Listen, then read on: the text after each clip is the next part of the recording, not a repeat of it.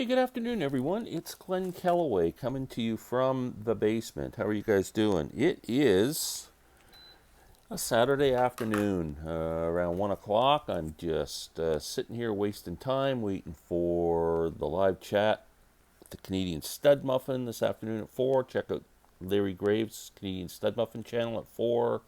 Join us for a chat. I think we're just having a general music discussion today. We don't have any topic to speak of. I just uploaded a video, just kind of updating my contest and entries and all that stuff. And at the end of it, I said I was going to do some ranking videos. I'm your friendly wanker ranker.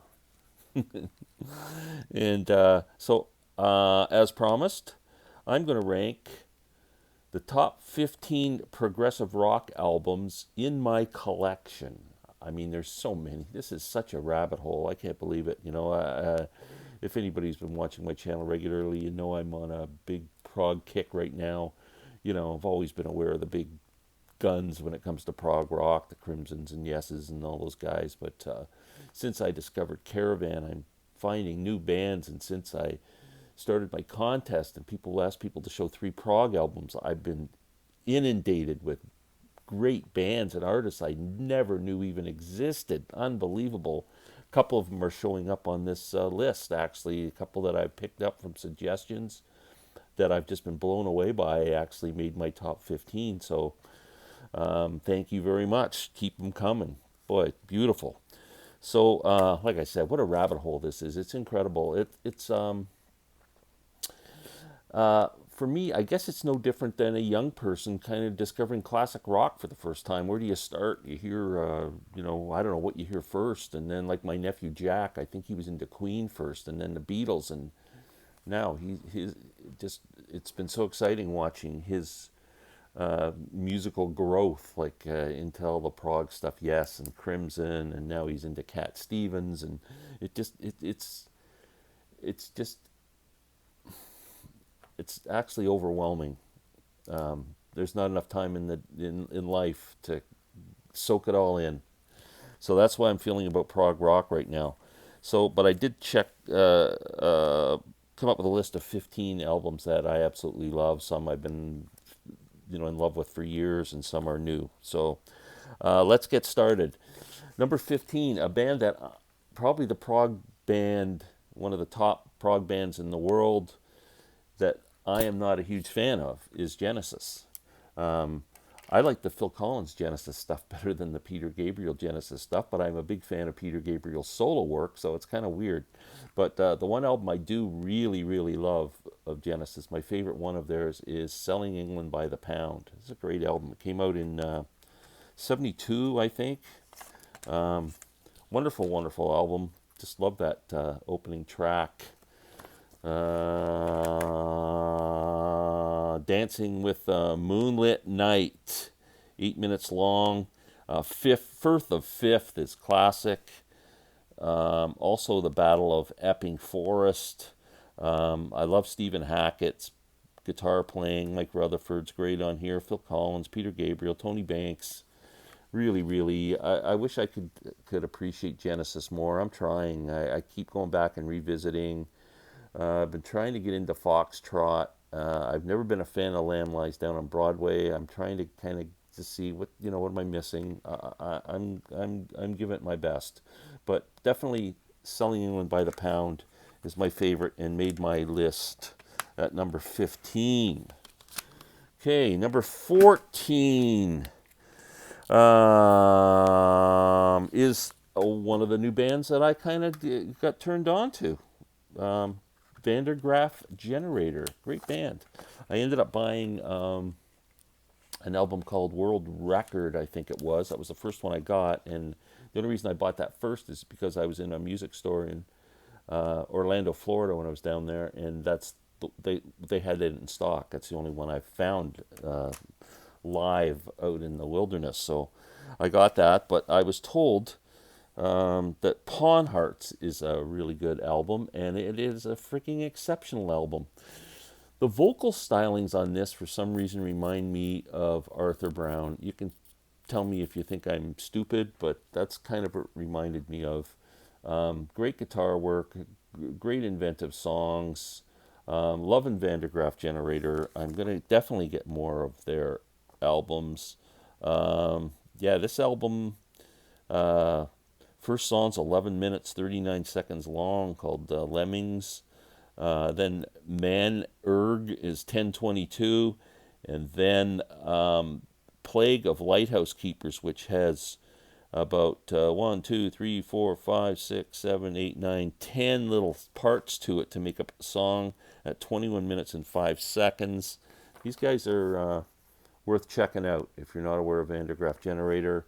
Number 14 on the list of my favorite prog albums from my collection. Okay, number 13. Another one I just got turned on to. I just got this a week or two ago and absolutely just blown away by how good it was. I believe these guys are from Germany. They're called Eloy, Eloy. The album's called The Ocean. What a beautiful, beautiful record this is. Fantastic. I'm going to put it on as soon as I'm finished doing my video just to listen to it again. I think I've listened to it like 10 times in the past week, and I absolutely love it. First song, Poseidon's Creation, 11 minutes long. The next song's like 8 minutes long, and then another 8 minutes. And then the last song, 15 minutes long. So there isn't a lot of tracks on this album, but boy, what a beautiful, beautiful album. I still can't figure out if it's a concept album or not, but great vocals, great guitar work, great keyboard, great everything. It's just awesome. Great lyrics. Excellent album. Eloy, check it out. That's number 13 on my hit parade. Number 12. Okay, I kept hearing about this band too, and I had none of their albums. I only have the one. Scott from the Prog Corner has highly recommended the album that just came out. It's Marillion. And I got Fear, which is F everyone and run. That's what Fear stands for. Great album, very melodic. The last song, there's a great guitar part in it at the end, which I absolutely love. Yeah, this is a fantastic band. Steve Rothery, Ian Mosley. I can't remember the singer's name. Isn't that awful? Steve Hogarth, lead vocals. Took over for Fish. I don't have any of the early Marillion albums so I can't speak of the Fish era at all. But I'm loving this, and I'm definitely going to be buying the new album. I put it in the cart at Amazon. It was $23 for the CD. And then I was going to order it the next day, and I went to order it, and they raised the price to $28. And then I went, what the heck? So I waited. Then it came down to 23 again, and I was going to go back and order it. And then then it went up to 26. And now, so they keep playing around with the price. So now I'm just kind of being stubborn and waiting until it comes down to $23 again. But Fear, Marillion, what a great band. Okay, number 11. Oh, Canada. Rush. Hemispheres. I went, do I take Hemispheres or do I take 2112? I'm only picking one album per band. I don't know if I said that.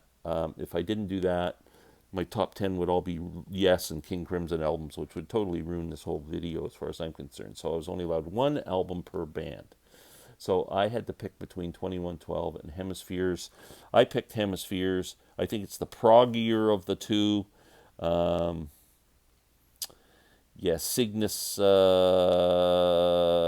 X.1 book 2 and Hemispheres, and then that takes up pretty much the whole side. And it's just great album from a very, very talented trio of Canadian musicians.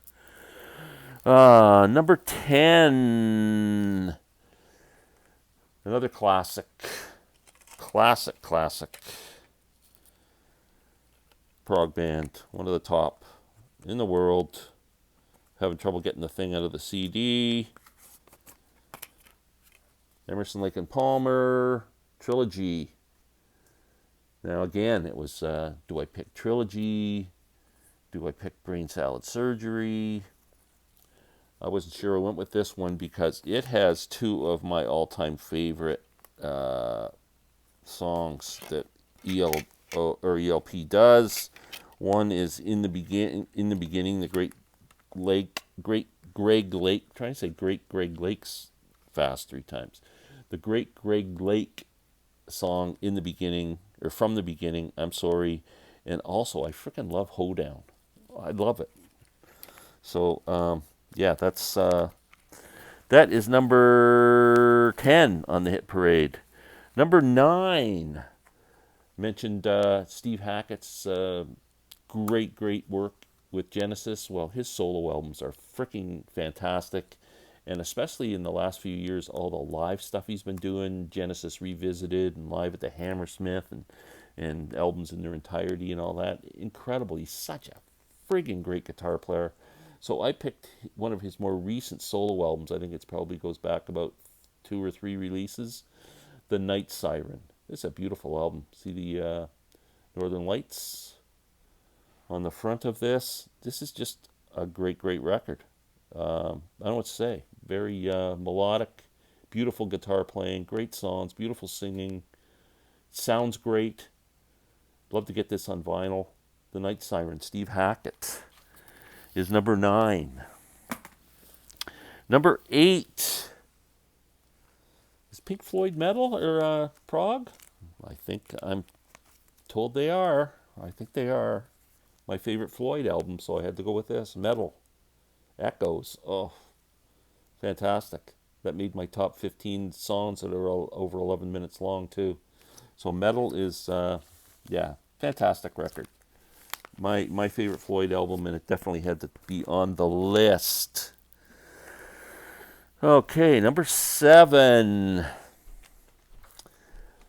Everybody knows I'm into Caravan now, big time. So deep into them, it's incredible. I'm obsessed, and I think every note of every song is brilliant. I can't say enough good things about them. I've turned my nephew Jack onto them.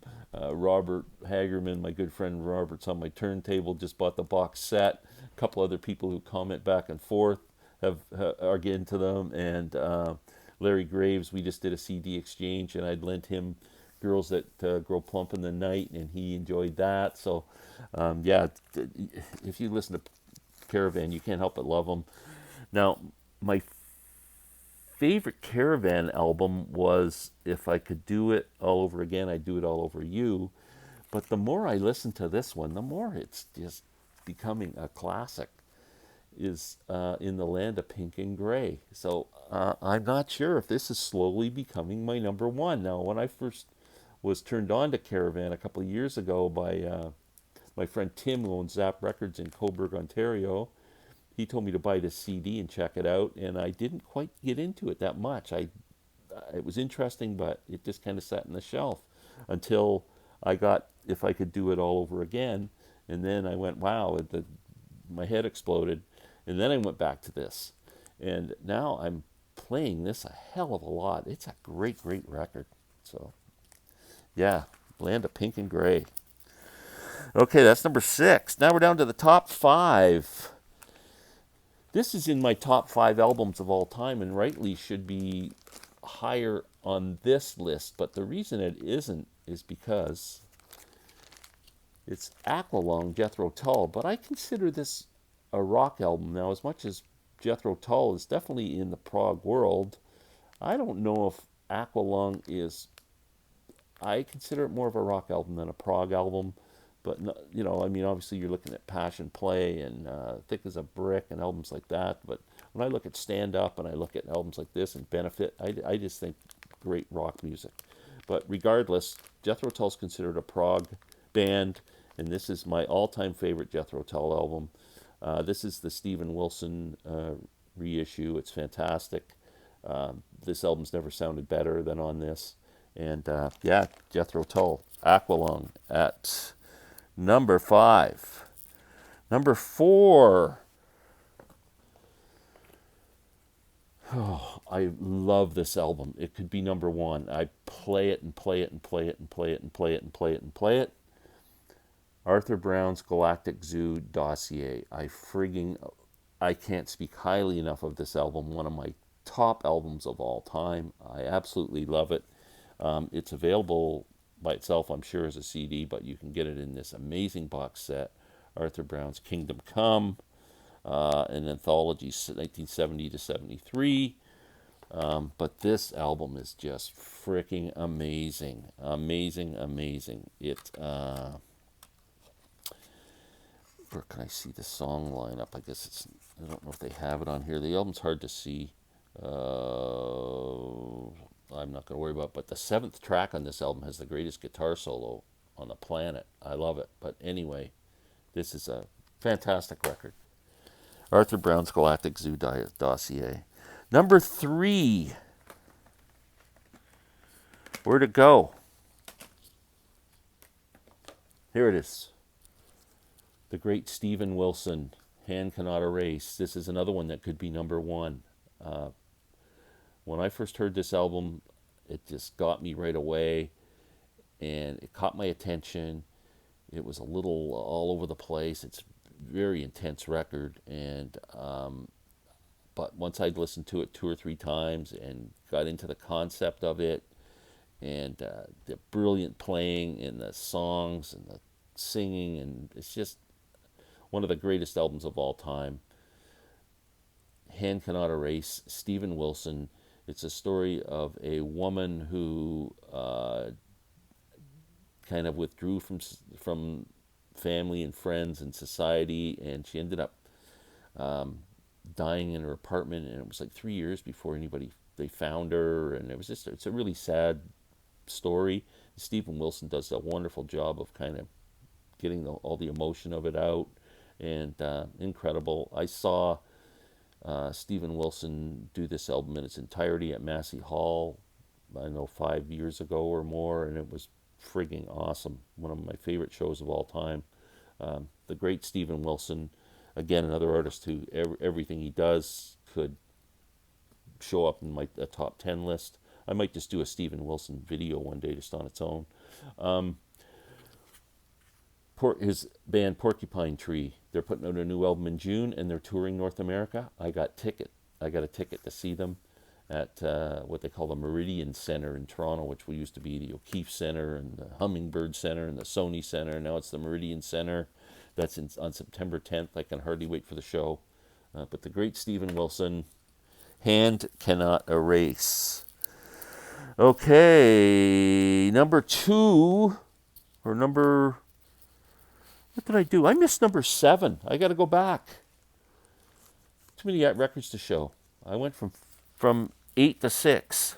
Number 7. Let's go back. We're going to backtrack. The Moody Blues, In Search of the Lost Chord.